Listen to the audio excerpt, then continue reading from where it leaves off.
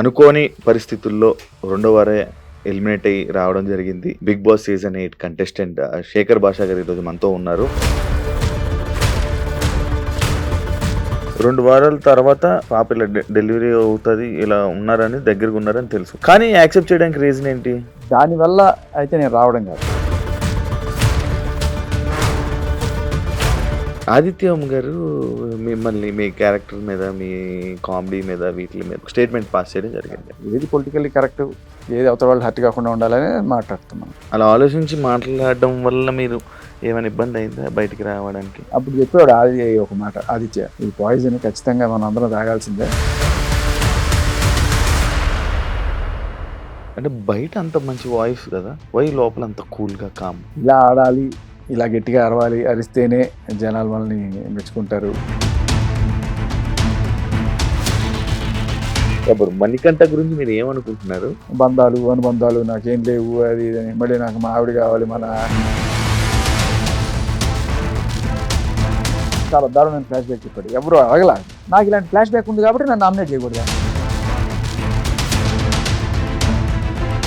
చాలా మంది సోనీ ఏమైనా డిస్కషన్ పెడతాదని భయపడుతున్నారా హౌస్ లో? ఒక పక్క అక్కడ గేమ్ చూస్తున్నా ఈవిడ వచ్చి ఏం చెప్పి అరుస్తుంది, ఈవిడ బాడీ గార్డ్ పృథ్వీ కూడా వచ్చి అరుస్తున్నాడు.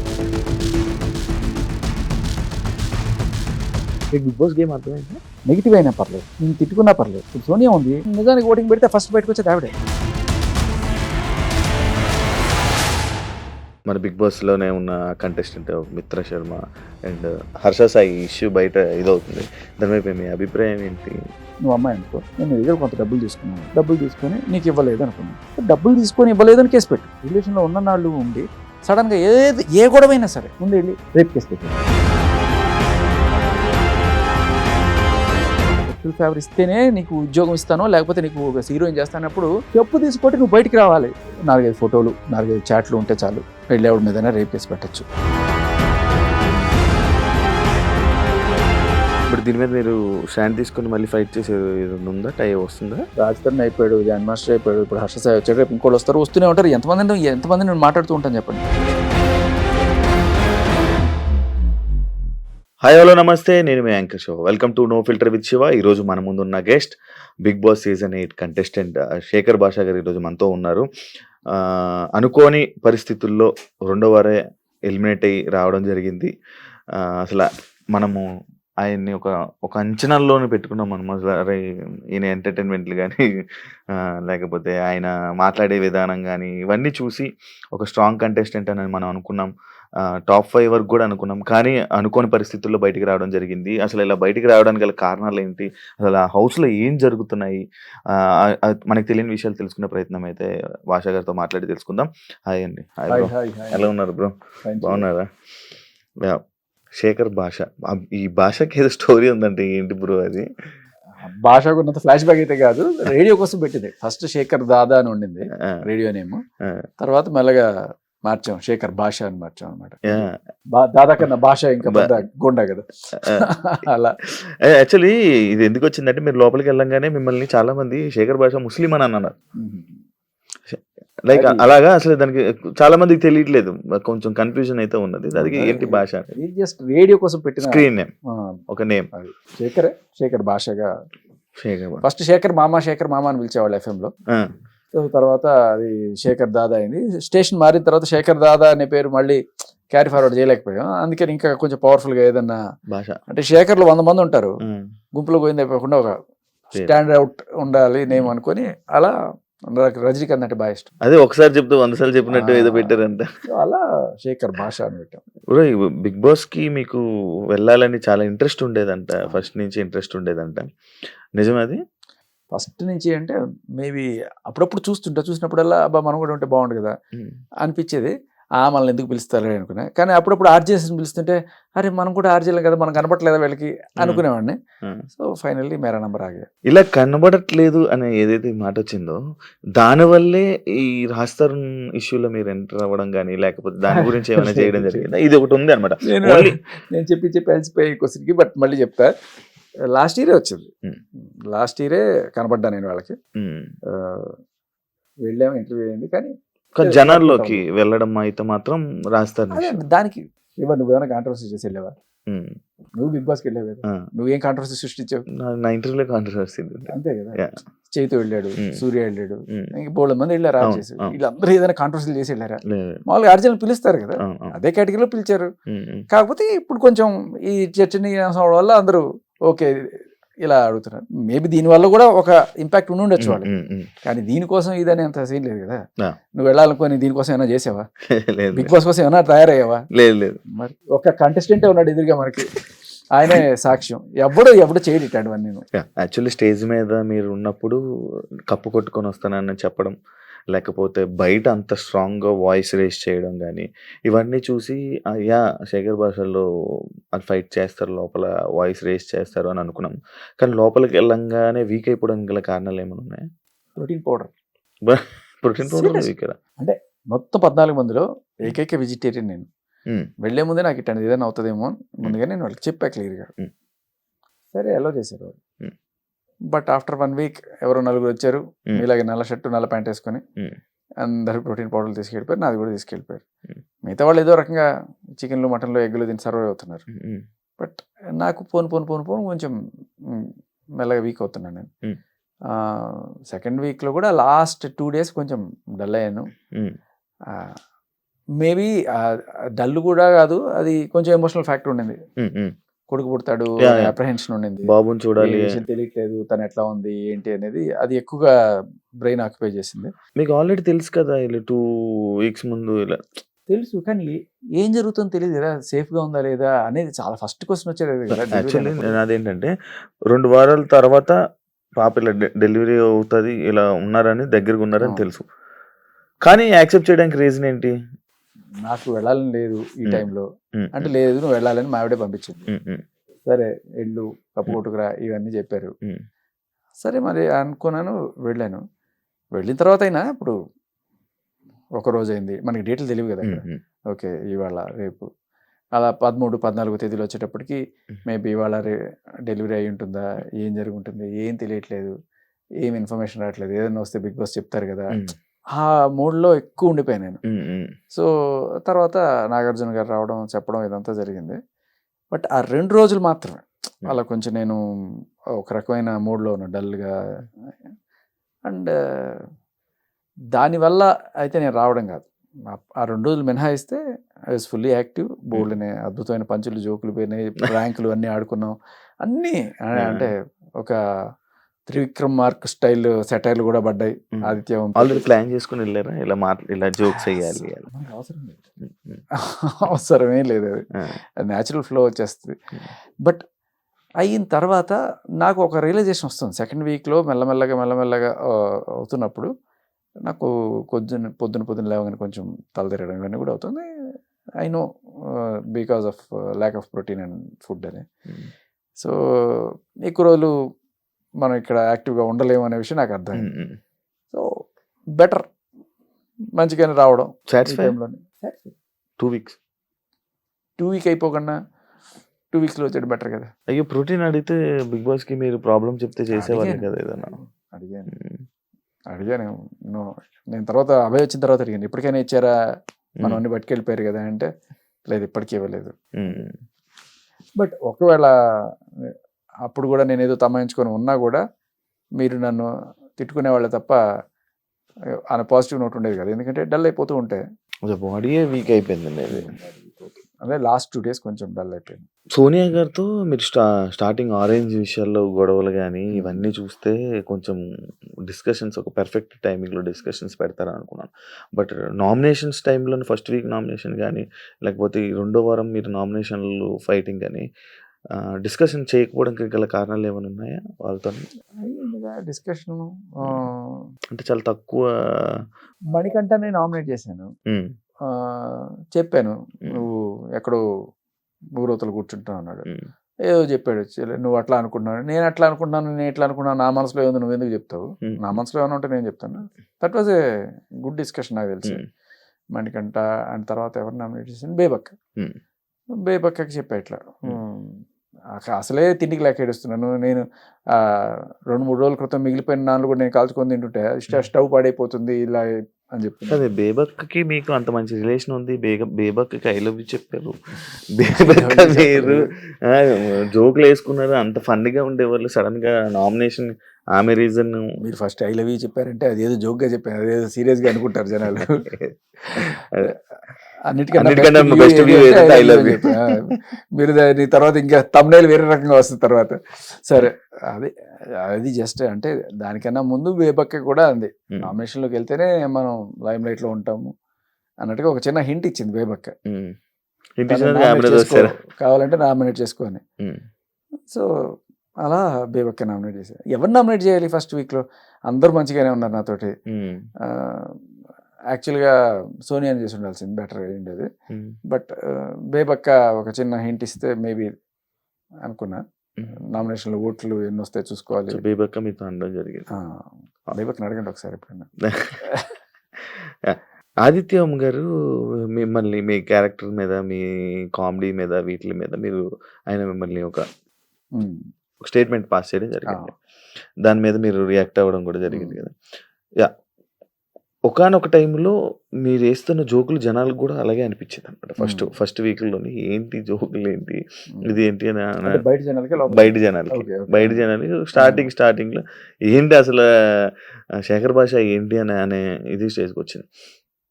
బట్ అదే ఆదిత్య ఓంకి నిజంగా అలా అనిపించిందా, లేకపోతే హౌస్ లో అందరికి అనిపించిందా? మీకు ఎప్పుడైనా చెప్పారు? శుభ్రంగా ఎంజాయ్ చేసేవాళ్ళు. నామినేషన్కి ఏదో ఒక పాయింట్ కావాలి కాబట్టి అది తీసేవాళ్ళు. మణికంటే కూడా శుభ్రంగా నవ్వుకునేవాడు. తర్వాత ఏదో ఒకటి చెప్పాలి కాబట్టి ఇట్లాంటివి చెప్పేవాడు అంతే. అండ్ ఇంకోటి ఏంటంటే జోకులు రెండు రకాలు ఉంటాయి. ఒకటి హెల్తీ కామెడీ, ఇంకొకటి అవతల వాళ్ళని కించపరిచే కామెడీ. నువ్వు ఎట్లా ఉన్నావు, నువ్వు ప్యాంట్లు చింపుకున్నావు, లేకపోతే ఇట్లా ఏదైనా అనొచ్చు. సో నేను ఎప్పుడు అలాంటి కామెడీ, అలాంటి కించపరిచేది ఎప్పుడు మాట్లాడలేదు. ఇన్ఫాక్ట్ మణికంటకి కూడా ప్రాబ్లం ఏమైందంటే విష్ణుప్రియతోటి ఏదో ఫెమినైన్ అని చెప్పి అన్నదని తనకి ఏదో ప్రాబ్లం అయింది. బట్ నేనైతే అది కూడా అనలేదు తనతో. మీకు మనసులో ఉండే మణికంటకి అలా అనాలని, బట్ బయటకు అనలే. అది ఎవరు మనకి మనసులో అనిపిస్తాయి. ఏది పొలిటికల్లీ కరెక్ట్, ఏది అవతల వాళ్ళు హర్ట్ కాకుండా ఉండాలని మాట్లాడుతాం మనం. అలా ఆలోచించి మాట్లాడడం వల్ల మీరు ఏమైనా ఇబ్బంది అయిందా బయటికి రావడానికి? అలా మాట్లాడాలి, ఇదే అని కొన్ని పెట్టుకున్నారా మీరు లిమిట్లు? అసలు అలా ఏం లేదు. అందరితో మంచిగానే ఉండేవాడిని. ఎవరిని పొడవాలి ఇప్పుడు ఈ నామినేషన్ ప్రక్రియలు ఇవన్నీ కూడా. అప్పుడు చెప్పేవాడు ఒక మాట ఆదిత్య, ఈ పాయిజన్ ఖచ్చితంగా మనం అందరం తాగాల్సిందే, తప్పదు అని ఏదో చెప్పి తర్వాత నామినేట్ చేశాను. నేను చాలా కూల్గా లైట్గానే తీసుకున్నాను. దాని గురించి పెద్ద హడావిడి కూడా ఏం చేయలేదు. అంటే బయట అంత మంచి వాయిస్ కదా, వై లోపల అంత కూల్గా కామ్? ఇలా ఆడాలి, ఇలా గట్టిగా అరవాలి, అరిస్తేనే జనాలు మనల్ని మెచ్చుకుంటారు అనే ఇది లేకుండా నాకు. లడ్డు ఇవ్వలేదనో దీనికి మనం బయట చేసేది చాలా పెద్ద పెద్ద పోరాటాలు. 376 గురించి, 493 గురించి, వీటి గురించి చట్టాలు మార్చాలి అని ఇలాంటి పోరాటాలు చేస్తున్న టైంలో నా లడ్డు తీసుకున్నావు, నా నిమ్మకాయ తీసుకున్నావు, వీటి గురించి మాట్లాడతాను నేను. సరే చేసుకోరావు అనుకునేవాడిని. అంటే ఇప్పుడు ఈ ఆరెంజ్ గొడవ కూడా ఆరెంజ్తో కాదు గొడవ. ఒక ఆరెంజ్లో పోయేది ఉంది, కావాలని నువ్వు తీసుకొని నేను తీసుకుంటా, నువ్వు అది ముట్టుకోవద్దు, అవి చేయకూడదు అంటే ఒక కంట్రోలింగ్ మెంటాలిటీ ఎప్పుడైతే చేస్తుందో నాకు అది నువ్వెవరు అడగడానికి, you don't have any right. అది రైట్స్తో ప్రాబ్లం. మేబీ అలాంటివి వచ్చుంటే ఫ్యూచర్లో అలాంటివి ఏమైనా గొడవలు ఉండేవేమో, కానీ అంత గొడవలు పెట్టుకోకుండా మంచిగానే వచ్చాయి. గొడవలు కావాలి లైక్ ఎవరైనా మన ఏమైనా అంటున్నారంటే మనం డిఫెండ్ చేసుకోవడం కావాలి. కాదు, నా పాయింట్ వేరే ఉండే, కంప్లీట్ వేరే ఉండే. సరే డిఫెండ్ చేసుకోవడం అంటే అంత దారుణమైన తిట్లేవు, నన్ను తిట్టలేదు ఎవరు. ఆదిత్య ఓం అన్నప్పుడు నేను ఆయనకి గట్టిగా ఇచ్చాను. లడ్డు తీసుకున్నామంటే సరేరా బాబు లడ్డు నీకు కావాలా, సరే నేను చెప్పలేదు, నా తప్పే ఏముంది దాంట్లో. నా పాయింట్ ఒకటే ఉండే, అందరూ దీనికే వస్తారు కదా, గొడవలు పెట్టుకోవడానికి వస్తారు కదా, ఒక న్యూ ఫ్లేవర్ ఇద్దాం జనాలకి. ఇప్పటిదాకా చూడని ఫ్లేవర్, ఓన్లీ ఒక మంచి ఎంటర్టైన్మెంట్, ఒక మంచి హెల్దీ. అందరూ కొట్టుకుని కోపాలు తెచ్చుకున్నప్పుడు కూడా నేను అందరినీ కూర్చోబెట్టి ఒక చిన్న ఈవెంట్ లాగా హోస్ట్ చేసేవాడిని అక్కడ లోపల. మీకు బయటికి రావాలంటే పాజిటివ్. దాంట్లో ఏంటంటే అవతల వాళ్ళు మంచి చెప్పు. ఇప్పుడు మనం నామినేషన్లో ఏదైతే చేసామో దానికి రివర్స్ ప్రక్రియ చేయించాను అనమాట. మరి ఇలాంటివన్నీ చేయిస్తే ఒప్పుకోరేమో మరి.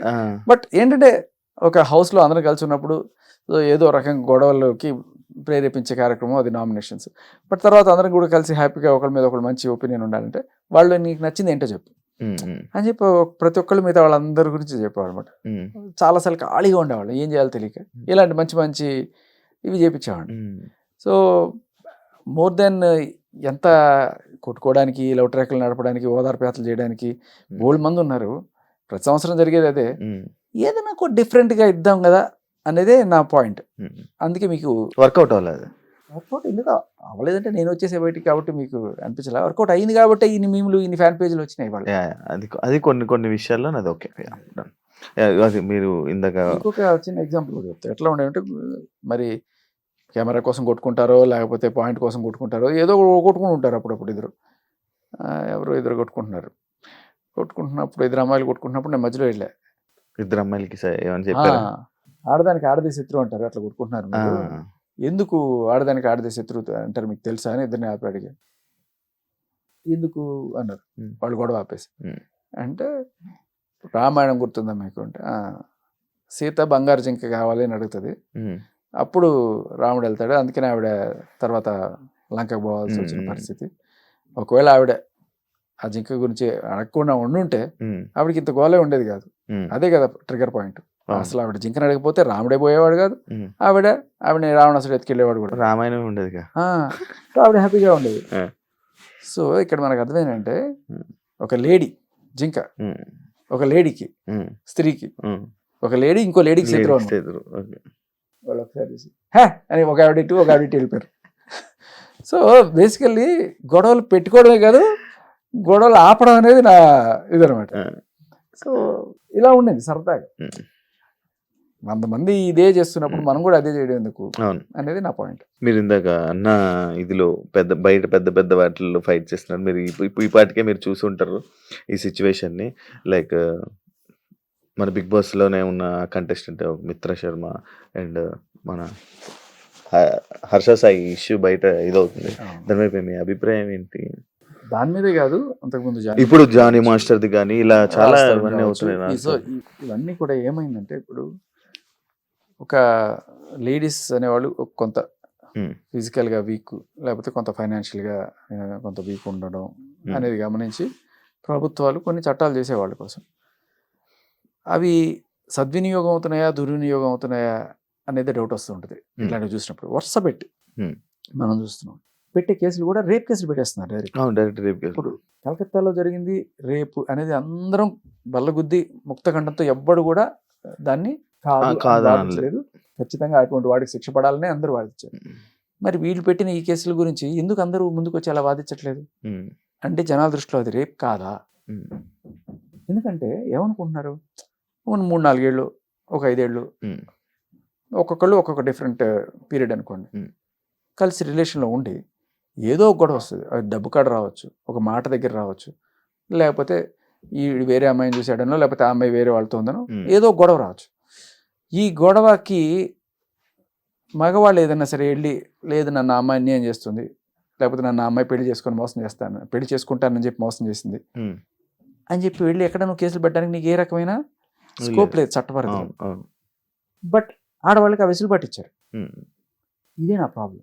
ఇప్పుడు దాన్ని రిలేషన్లో ఉన్న నాళ్ళు ఉండి సడన్గా ఏ గొడవైనా సరే ముందు వెళ్ళి రేప్ కేసు పెట్టాడు. ఎందుకు అంటే మామూలుగా ఏ గొడవ జరిగిందో అదే కేసు పెట్టండి. సపోజ్ నీ దగ్గర డబ్బులు తీసుకుని, ఏది నువ్వు అమ్మాయి అనుకో, నేను నీ దగ్గర కొంత డబ్బులు తీసుకున్నాను, డబ్బులు తీసుకొని నీకు ఇవ్వలేదు అనుకుందాం. సో డబ్బులు తీసుకొని ఇవ్వలేదని కేసు పెట్టు. కానీ ఆ కేసు పెడితే ఏమవుతుంది, దీనికి ఉన్నంత మ్యాగ్నిట్యూడ్, దీనికి ఉన్నంత ఇది రాదు అని మెల్లగా తీసుకుంటే అని చెప్పి.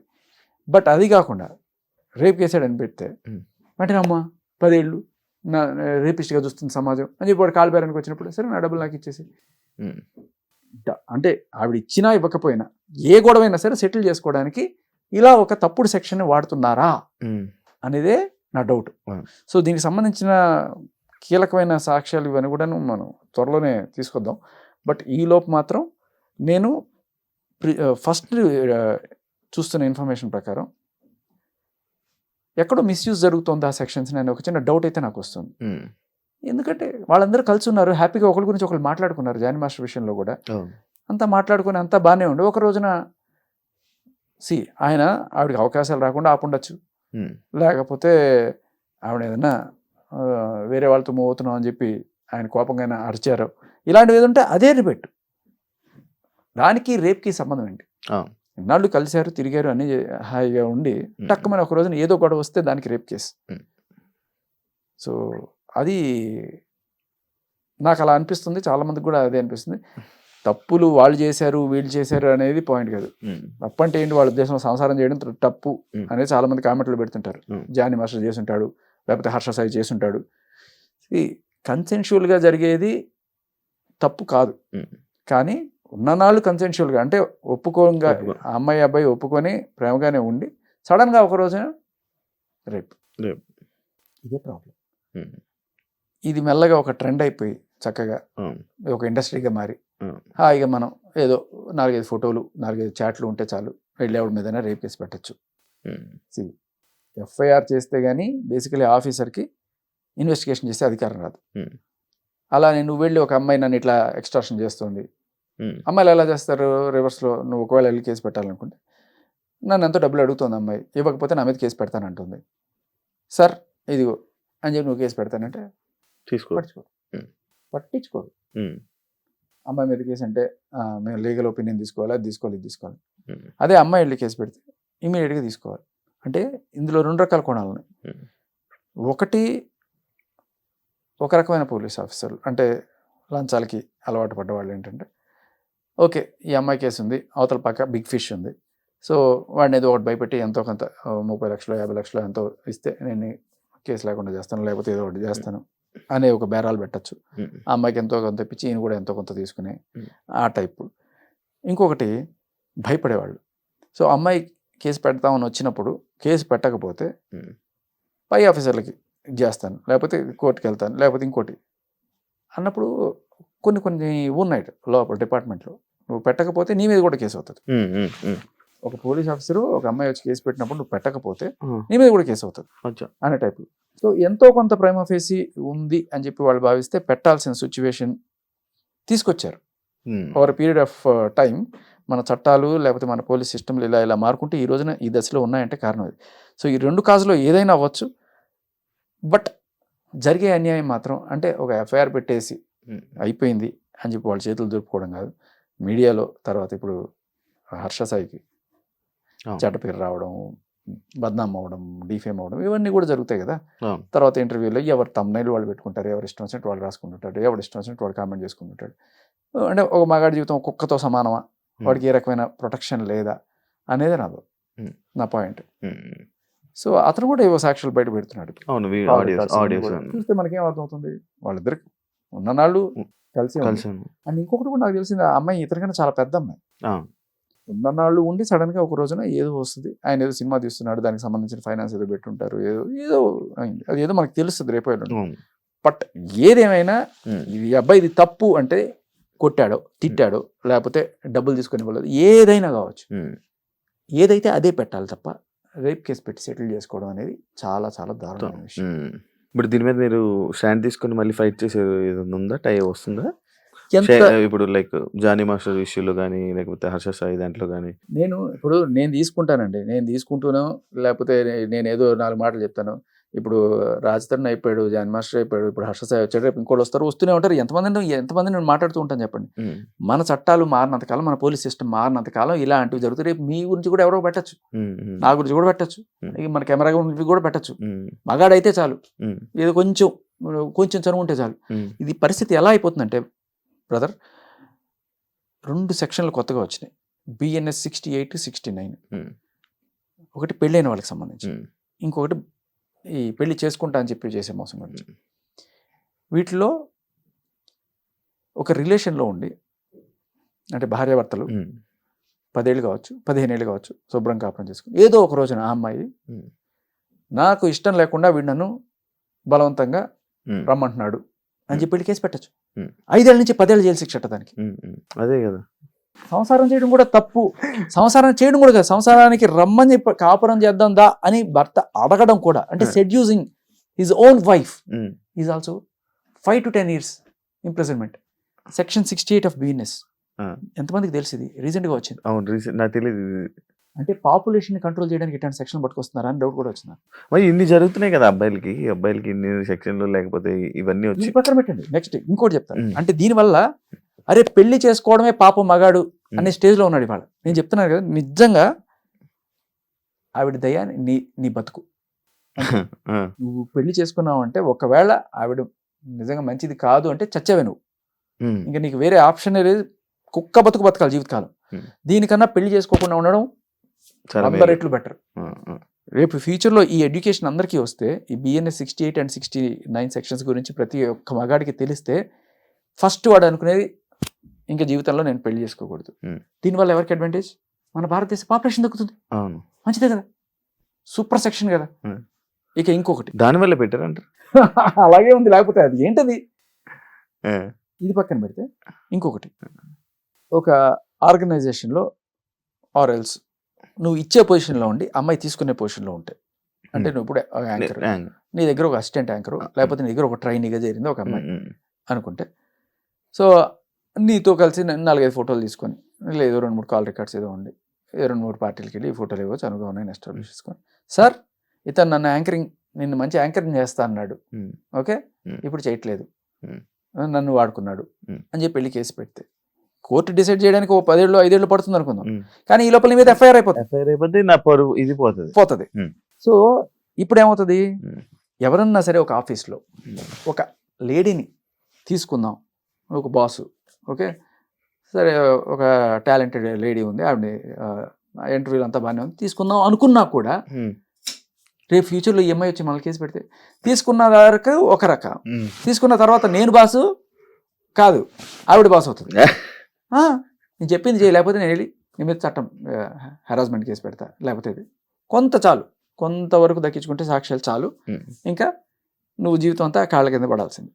సో ఇప్పుడు ఏమవుతుందంటే కంపెనీస్లో ఆడవాళ్ళని తీసుకోవాలంటే భయపడేట్టు ఈ సెక్షన్లు, లేకపోతే మనం జరుగుతున్న ఉదంతాలు చూస్తే, ఈ పోలీస్ సిస్టమ్ చూస్తే భయం వేస్తుంది. రేపు నిజంగా నేను ఒక కంపెనీ పెడితే అమ్మాయిలు తీసుకోవడం ఎందుకురా బాబు, ఎక్కడ ఎవరు ఎలా ఉంటారో మనకు తెలియదు, మన ఊరికే నీకు ఈ నాలెడ్జ్ ఉందా ఆ నాలెడ్జ్ ఉందా అని చెప్పి సబ్జెక్ట్కి సంబంధించి అడుగుతావు, కానీ నీకు ఇలాంటి సిచ్యువేషన్లు వస్తే ఏం చేస్తావు అడగం కదా దాని. సో ఇది ప్రతి ఒక్క అబ్బాయికి ప్రతి ఒక్క మగాడికి తెలుసుకోవాల్సిన 2 సెక్షన్లు. వీటి వల్ల మీ జీవితాలు సంకనాకిపోయే అవకాశం ఉంది.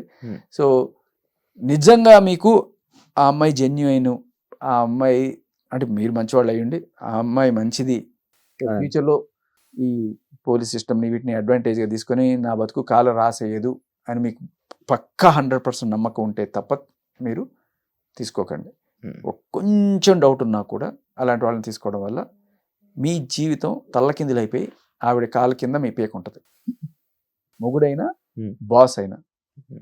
ఇది ఇకపోతే రీసెంట్గా కొంతమంది, ఒక పెద్ద ఆవిడ యాంకర్ ఆవిడ మాట్లాడిన మాట ఏంటంటే, ఎవరన్నా సరే ఈ కాస్టింగ్ కౌచ్కి సంబంధించి కమిట్మెంట్లు మనం చూస్తుంటాం.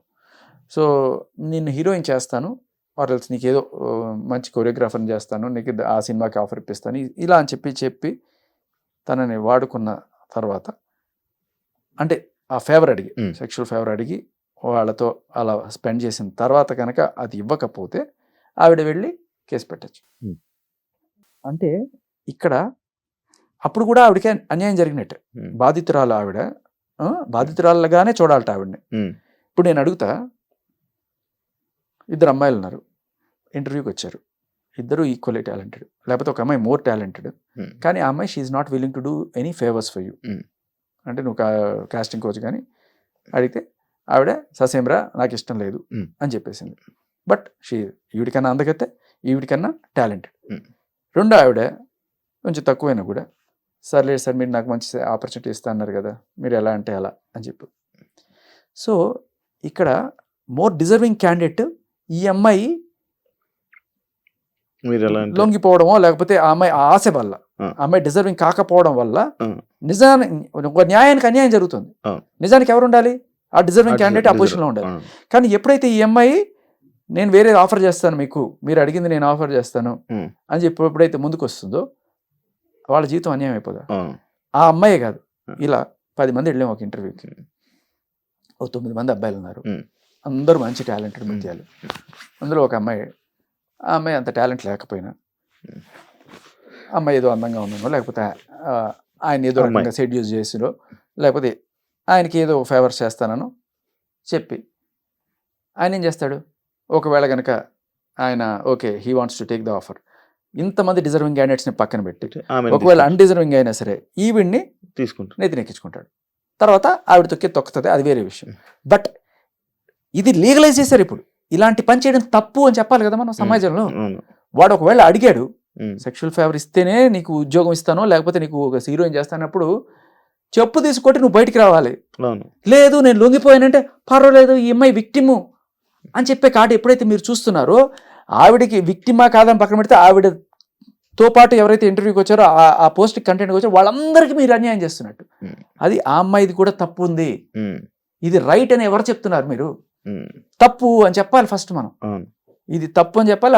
అలాంటి వాటిని ఒప్పుకున్నందుకు బాహాటంగా చెప్తే కూడా మనం వాళ్ళని ఏదైనా చర్యలు తీసుకోకపోతే రేపు ప్రతి ఒక్కళ్ళు కూడా ఓహో ఇలా చేస్తేనే మనం తీసుకుంటారేమో అని చెప్పి ప్రతి ఒక్కళ్ళు దీనికే ప్రిపేర్ అవుతారు. తర్వాత బ్యాంకాక్లో పరిస్థితి తెలుసా మీకు? వెళ్ళండి ఒకసారి వెళ్తే అక్కడ లేడీ బాయ్స్ అని ఉంటారు, అసలు విన్నుంటారు, ఆడవాళ్ళకన్నా అందంగా కనబడతారట వాళ్ళు. వాళ్ళు ఏంటంటే 12-13 ఏళ్ల వయసులోనే వాళ్ళని తీసుకెళ్ళి మగవాళ్ళని ఆడవాళ్ళగా మార్చేసి వాళ్ళని ఇంకా డాన్సులు గిన్సులు అన్నీ నేర్పించి వాళ్ళకి హార్మోన్ ఇంజెక్షన్ ఇచ్చి వాళ్ళు మంచి భూమింగ్గా అందంగా తయారు చేస్తారు వాళ్ళని. బ్యాంకాక్లో ఎక్కువ మనకి వీళ్ళే కనబడుతుంటారు. మగాళ్ళు ఎక్కడైనా చూస్తారా మీరు? అంటే జెన్యున్గా అక్కడున్న మగవాళ్ళు తాగేసి వాచ్మెన్లు కానీ వాళ్ళకి పెద్ద కెరీర్ లేదు అక్కడ. బ్యాంకాక్లో ఎక్కువ మసాజ్ సెంటర్లు, ఈ ప్రాస్టిట్యూషన్, లేకపోతే అక్కడ లీగల్. సో ఈ కల్చర్కే ఎక్కువ. మగాడిగా పుడితే ఇక్కడ నీకు బతుకు లేదురా అని చెప్పి 12 ఏళ్ళకి 13 ఏళ్ళకి తీసుకెళ్ళి వాళ్ళని మార్చేస్తున్నారు అమ్మాయిలుగా. ఇదే కంటిన్యూ అయితే రేపు పెళ్లి చేసుకోవడం వద్దు, ఆ సెక్షన్ 68 చూస్తే మనకి ఎవ్వడు పెళ్లి చేసుకోడు. అలాగే ఉద్యోగాలకి పోతే కూడా వీళ్ళు డామినేట్ చేసి వచ్చేసి వీళ్ళు ఉద్యోగాలు తీసుకుంటున్నారు, అది కూడా మనం వాళ్ళు లీగలైజ్ చేసేసి ఆవిడ మళ్ళీ ఏదైతే ఆవిడే విక్టిమ్ అంటున్నారు. డిజర్వింగ్ క్యాండిడేట్ శివ పక్కనకి వెళ్ళిపోవాలి. ఏం చేయాలి? బ్యాంకాక్లో నువ్వు కూడా వెళ్ళి ఆపరేషన్ చేసుకుని వచ్చి అమ్మాయిల క్యూలో నించోవాలా? ఇదేనా చేయాల్సింది రేపు ఫ్యూచర్లో? అప్పుడు మణికంఠ గురించి మీరు ఏమనుకుంటున్నారు? అండ్ మణికంఠకి మీకు ఉన్న రిలేషన్షిప్ ఎలాంటిది? అంత రిలేషన్షిప్ ఉన్నంత టాక్ కూడా లేదు మా మధ్యలో. ఫస్ట్ డే అది పాపం అందరూ అతని టార్గెట్ అనిల్ రావిపూడి గారు వచ్చినప్పుడు ఫస్ట్ డే ఎలిమినేట్ చేసేస్తున్నా అంటే అయ్యో పాపం పిల్లోడు చిన్న కుర్రాడు అనిపించింది. బట్ చిన్న కుర్రాడు కాదని పెద్దవాడు అని తెలిసిన తర్వాత చూడడానికి చాలా చిన్నవాడు అనిపించాడు. ఏడు మొహం పెట్టేస్తే ఇంకా నా వల్ల కాల. నేను కూడా ఆయన ఎందుకు నామినేట్ చేయను, వేరే అమ్మాయి పేరు సీతను నామినేట్ చేసింది. సో ఆయనకి మిగతా వాళ్ళందరి మీద కోపం ఉండే. తర్వాత రూమ్లోకి వచ్చిన తర్వాత ఆదిత్య కూడా తన్నే నామినేట్ చేసినాడు ఆ రోజు. రూమ్లో కూర్చోబెట్టి చెప్పి ఫస్ట్ కూడా ఆదిత్యకి మణికంఠకి ఆదిత్యకి నిఖిల్కి అందరికి నేను నామినేట్ చేయలేదు కాబట్టి నాతో మంచిగానే ఉంటే నేను చెప్పా, ఎవరికి నీ గురించి ఏం తెలియదురా, నువ్వు ఎందుకు ఊరికే ఇదవుతావు, ఎవరో ఒకరిని చేయాలి కాబట్టి చేసింటారు నువ్వు అంటే అది కాదన్నా నేను ఎందుకు ఎంత కష్టపడి వచ్చాను తెలుసా అంటే అవునా ఏంటి నీ కష్టాలు ఏంటి చెప్పన్నా, లేదన్నా నేను అది ఇది అన్నాడు. అయిపోయి బట్ కరెక్ట్గా నామినేషన్ టైంలో అందరు నామినేట్ చేసేటప్పటికి ఆయన చాలా దారుణమైన ఫ్లాష్ బ్యాక్ చెప్పాడు. ఎవరు అడగలా నీ ఫ్లాష్ బ్యాక్ ఏంటని ఎవరైనా అడిగితే నువ్వు చెప్పిన నాకు ఇలాంటి ఫ్లాష్ బ్యాక్ ఉంది కాబట్టి నన్ను నామినేట్ చేయకూడదా, అదేం పాయింట్, నాకు అక్కడ నచ్చలా. అదే చెప్పా, తర్వాత మొహం మీదే చెప్పాను. సో ఆ తర్వాత కూడా నేను నామినేట్ చేయడానికి కారణం ఏంటంటే ఫస్ట్లో చేయలే, ఎందుకంటే అతను ఏంటో నాకు తెలియదు. బట్ ఒక 2-3 రోజులు ఒక వారం రోజులు నేను చూసింది ఏంటంటే ఎవరితోనూ మాట్లాడు, ఎక్కడో కూర్చొని కెమెరాస్తో, నాకు తెలియదు ఈ కెమెరాస్తో మాట్లాడే టెక్నిక్ ఒకటి ఉంటుంది, ఆడియన్స్తో మాట్లాడాలి. నేను జనాలతో ఫ్రెండ్లీగా ఉండడమే నేను చూసాను. సో ఎక్కడో వెళ్ళి ఏదో మాట్లాడుకుంటుంటాడు, ఏదో చేస్తుంటాడు, మనుషులు అంటే సోషలైజ్ అవ్వలేకపోతున్నాడు. ఎందుకు అంత కష్టపడి అక్కడెక్కడో ఉండి మాట్లాడుకోవడానికి ఇక్కడ రావడం దేనికి అనిపించింది నాకు. అదే చెప్పాను నేను నామినేషన్లో కూడా, చీరాకు దగ్గర రాకు అన్నట్టుగానే, బంధాలు అనుబంధాలు నాకేం లేవు అది ఇది అని, మళ్ళీ నాకు మా ఆవిడ సింపతి అని అనిపిస్తుంది అంతే. ఏది ఏ ఎండకి ఆ గోడు కట్టారు చూడండి ఆ టైప్లో. సీతని మీరు విన్నరా చూద్దామని అనుకున్నారు. యాక్చువల్లీ సీతకి సోనియా నచ్చదు, కానీ సోనియాని నామినేట్ చేయలేదు. అదే అంటున్నాను, కానీ ఎలా చేయదు, ఎందుకో సోనియా అంటే భయమో లేకపోతే అలా డిస్కషన్ అంత అవుతుందని ఇదేమో మరి సీతకి ఏమో. ఇలాంటి కంటెస్టెంట్ విన్నర్ అంటే మీకు ఓకేనా? అంటే ఇంకెవరు డిజర్వ్ లేరా అని? ఉన్నారు. సీత కాకపోతే విష్ణుప్రియ, విష్ణుప్రియ కాకపోతే ప్రేరణ. అమ్మాయిల్లో అమ్మాయిలే విన్నర్ వీళ్ళ ముగ్గురులో లేదు. సీత ఎందుకు అవ్వాలి అనుకున్నానంటే ఆ అమ్మాయి బాగా దగ్గరగా అనిపిస్తుంది. అంటే ఒక తెలుగు అమ్మాయి లాగా, మన ఇంటి పిల్లలాగా అనిపిస్తుంది. ఒక సొంత చెల్లి ఉంటే ఇలాగే ఉండేదేమో అనిపిస్తుంది నాకు సీతను చూస్తే. మిగతా వాళ్ళ తెలుగు ఏదో ఎక్కడి నుంచో, ఇప్పుడు విష్ణుప్రియ మన లోకల్ అమ్మాయి అయినా కూడా అమ్మాయి తెలుగు కొంచెం డిఫరెంట్గా ఉంటుంది. But at the same time due respect Vishnupriya, చాలా మంచి అమ్మాయి, very very very nice girl.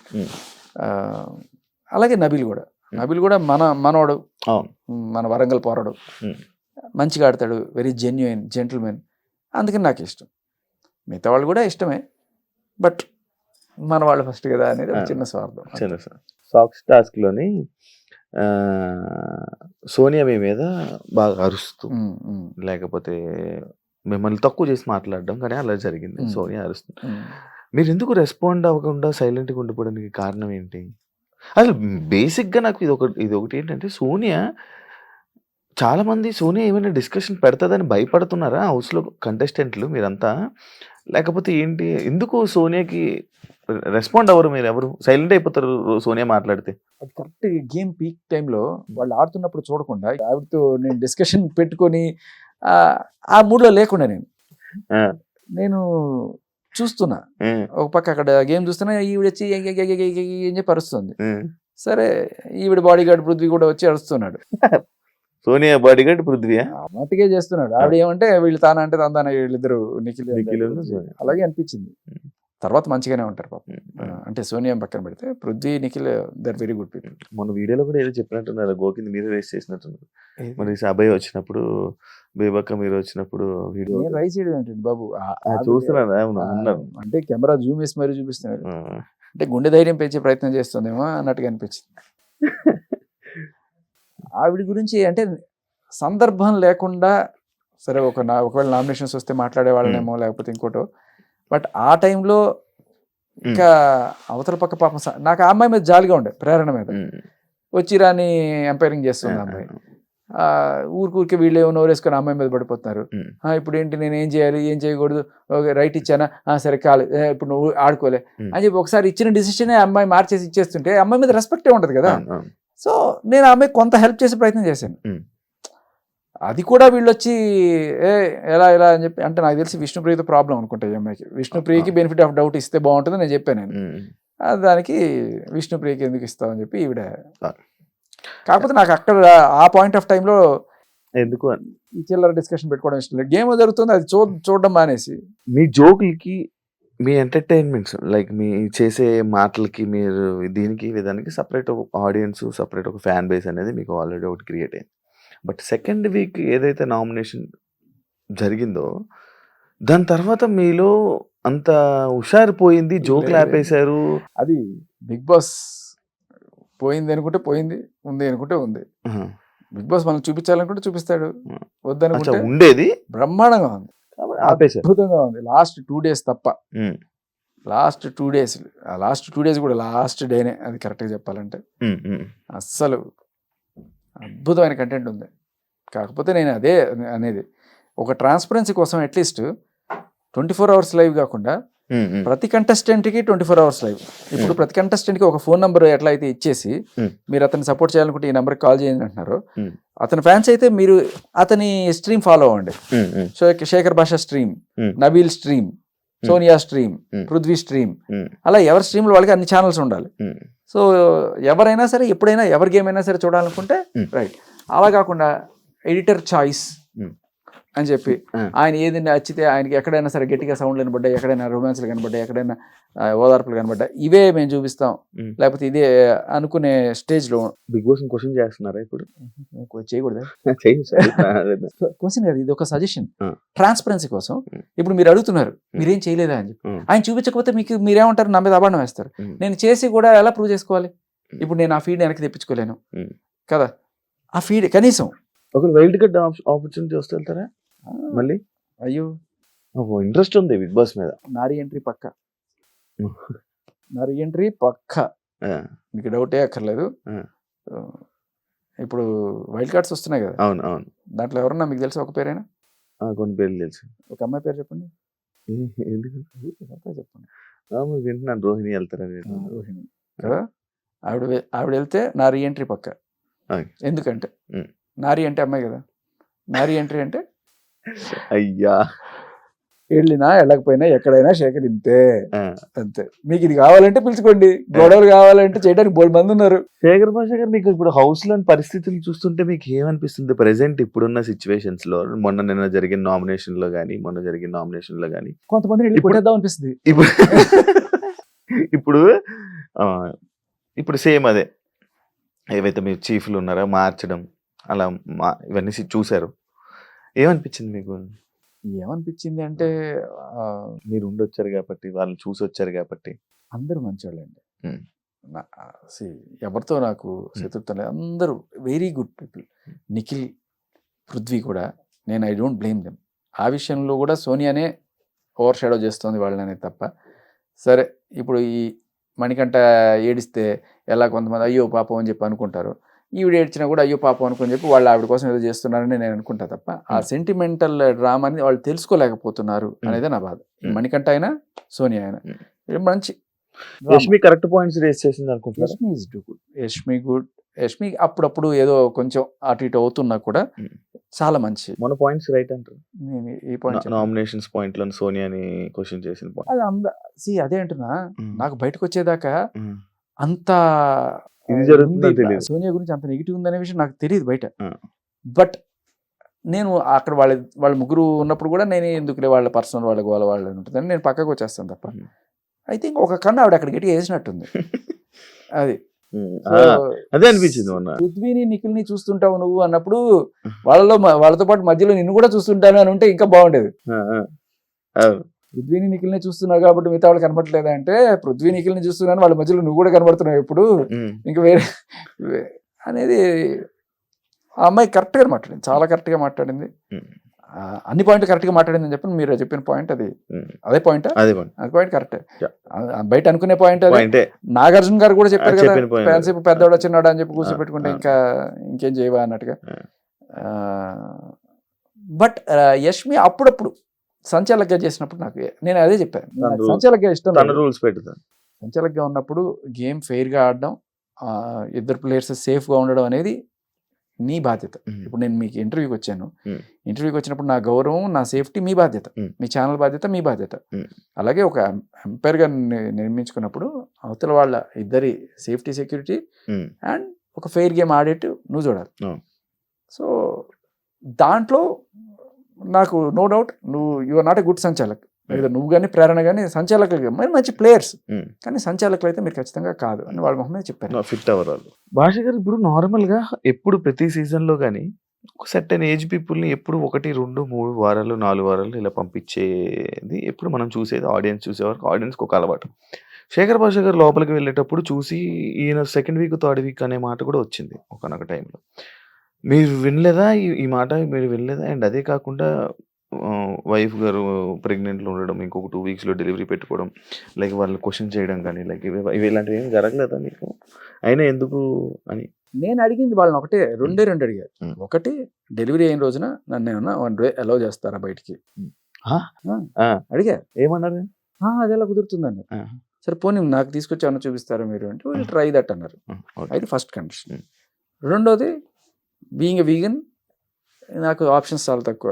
గుడ్డు తిన్ను, చికెన్, మటన్ తిన్నాను కాబట్టి నాకు కొన్ని డెఫిషియన్సీ ఉండే అవకాశం ఉంటుంది, ప్రోటీన్ డెఫిషియన్సీ. పన్నీరు 2 ప్యాకెట్లు పంపిరు. ఇప్పుడు మీకు పాత సిస్టమ్ కాదు, ఈవిడ వెళ్ళి ఎదిస్తే అదే చీఫ్ పంపిస్తారు, ఆవిడదే మన ప్రాప్తం. ఆవిడ మొత్తం బాగా గట్టిగా నా చికెన్ నా మటన్ అని చెప్పి మొత్తం తెచ్చుకుంది. ఏదో పాపం వీడు కూడా అని చెప్పి నా మీద కూడా ఒక దయతో ఒక క్యాబేజీ ముక్క ఒకటి పట్టుకొచ్చింది. ఓకే, 1-2 పన్నీర్ ప్యాకెట్లు వచ్చినాయి. అందులో ఒక పన్నీర్ ప్యాకెట్ ఎవరో కొట్టేశారు, అది కూడా ఈవిడ చలవే. ఈవిడ స్టార్ట్ చేసింది, ఇంకా అందరు దొంగతనాలు మొదలెట్టారు.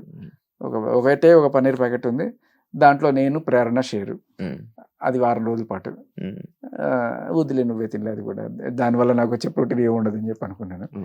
సో అది ఈ 2 అడిగాను నేను చాలా క్లియర్ కట్గా. నాకు 2 అని చెప్పి చాలా క్లియర్ కట్ చెప్పా. సో అది దానివల్ల కొంచెం ఎఫెక్ట్ పడుతుంది. ఎఫెక్ట్ పడింది. బీయింగ్ ఏ మ్యాన్ లేకపోతే ఇంకా బాగుండే వల్ల ఖచ్చితంగా అయ్యో, ఎందుకంటే నాకు అప్పటికి బాగానే ఉన్నాను, బాగా లేనని నేను చెప్పను. ఏవో చపాతీలు అవి తింటూనే బతుకుతున్నాం, కానీ ఎక్కడో తెలియని ఒక అంటే వీక్నెస్, డల్, కళ్ళు తిరగడం, అది ఒక మానసికంగా కూడా ఒకటి, ఇది లేదే ఇది లేకపోతే నేను డల్ అయిపోతానే అనేది కూడా వచ్చేసింది. ఏదో సినిమాలో కొబ్బరి బొండం సినిమాలో ఆయనకు విజిల్ ఉంటుంది, ఆ విజిల్ వేస్తే ఆయనకి ఫుల్ కాన్ఫిడెన్స్ వచ్చేస్తుంది. ఎప్పుడు వచ్చినా సరే ఆయన అనగానే మోగాలన్నమాట, మోగానే ఆయనకి ఫుల్ కాన్ఫిడెన్స్ కూడా వేస్తాడు. ఇది లేదనగానే నాకు తెలియకుండానే ఏమో నేను డల్ అయిపోతానేమో, ఇప్పుడు ఆడలేనేమో ఫ్యూచర్లో, ఇప్పుడు బాగున్నాను ఇప్పటిదాకా, రేపు బాగాలేకపోతే. మీకు బిగ్ బాస్ గేమ్ అర్థమైందా? ఏదో కొంత ఏమర్థమైంది? నామినేషన్లు, ఎలిమినేషన్లు, పాయింట్లు చెప్పుకోవడాలు, అవతల వాళ్ళని తప్పు పట్టడాలు, దాంట్లో లాజికల్ లాగడాలు, ఏముంటే ఉంటది, ఉంటారు లోపల, ఏం లేకపోతే బయట ఉంటారు. కంటెంట్ ఉండాలి. అది కూడా కాదు బయట. ఇఫ్ ఇట్ ఈస్ రెండు రకాలు ఉంటాయి. ఏముంటే ఉంటారు, ఒకటి ఆడియన్స్ సపోర్ట్, ఇంకొకటి big boss support. So big బాస్కి నచ్చేది ఏంటి అంటే నెగిటివ్ అయినా పర్లేదు, ఓకే, నేను తిట్టుకున్నా పర్లేదు, నువ్వు ఏదో రకంగా అక్కడ జనాల్లో ఉండవు నువ్వు. ఇప్పుడు సోనియా ఉంది, నిజానికి ఓటింగ్ పెడితే ఫస్ట్ బయటకు వచ్చేది ఆవిడ. మీరు గమనించండి, ఆవిడ ఉంటది ఎందుకంటే ఆ నెగిటివిటీ కావాలి మాకు, అదే. సో ఆ నెగిటివిటీ ఉన్నప్పుడే తిట్లు రావడం, అది హైప్ అవడం అనేది. సో బిగ్ బాస్కి ఒక క్రైటీరియా ఉంటుంది, వీళ్ళు ఓడిపోవచ్చు కానీ వాళ్ళు మనం ఏదో ఒక రకంగా అట్టే పెడదాం. దానికి ఏంటంటే ఈ సింపతి గేమ్లు, ఇప్పుడు సింపతి గేమ్ తప్పవచ్చు, ఎథికల్ కాకపోవచ్చు, ఎవరు మనకంటే ఆడేది లేకపోతే అది, బట్ జనాలు తిట్టుకుంటూనో లేకపోతే అయ్యో పాపం అనుకుంటూనో ఏదో ఒకటి చూస్తున్నారు, ఆ కోణంలో ఉండొచ్చు. బట్ అది కాకుండా గేమ్ వైజ్ నువ్వు ఎంత లాజికల్గా ఎంత పాయింట్ మాట్లాడావు అనేది చూసే కొంత ఆడియన్స్ ఉండొచ్చు. ఎందుకంటే మీలాంటి రెగ్యులర్గా బిగ్ బాస్ చూసి భలే పాయింట్ పట్టిందిరా, భలేగా మాట్లాడారా అనుకునేవాళ్ళు ఒక 20% 10% ఉంటారు. ఎందుకంటే వాళ్ళు అకలింపు చేసేసుకున్నారు, గేమ్ అంతా ఆవాహయం అనమాట. బట్ మిగతా వాళ్ళు నాలాంటి వాళ్ళు ఉంటారు, అప్పుడప్పుడు బిగ్ బాస్ చూసి అరే మనవాడు ఉన్నాడు ఓటు ఏంట్రా అనుకునే వాళ్ళకి ఆ 1 hour ఎపిసోడ్లో వాళ్ళకి అర్థమయ్యేది ఏంటంటే వీడు మంచోడరా, ఇటు ఉండాలరా అనుకునే వాళ్ళు ఎక్కువ ఉంటారు. సో బేసికలీ ఒక మంచితనానికి, ఒక పాజిటివ్ ఎంటర్టైనర్కి జనాల్లో ఒక మంచి ఇమేజ్ ఉంది. పాజిటివ్గా వచ్చారు, ఆ హ్యాపీనెస్ తో ఉండిపోయారు. మీ ఎలిమినేషన్ టైంలోనే మీరు ఎవరు మీకు అర్థమైందని అడిగారు మీరు, నాకు అర్థం మీరు అనుకునేది కూడా చెప్తే నేను వింటాను, ప్రేక్షకులు కూడా వింటారు. రైతే, అంతేనా? అదేనా బిగ్ బాస్ గేమ్? అంతే, అంటే సిచ్యువేషన్స్. మీరు ప్లేయర్ అండ్ మీరు నాకన్నా బెటర్ ప్లేయర్, లాస్ట్ వీక్ దాకా ఉన్నారు కాబట్టి. మనం అంటే అప్పుడు 8 సార్లు కంటెండర్ కెప్టెన్సీకి, అప్పుడు కెప్టెన్స్ మా టైంలో కెప్టెన్.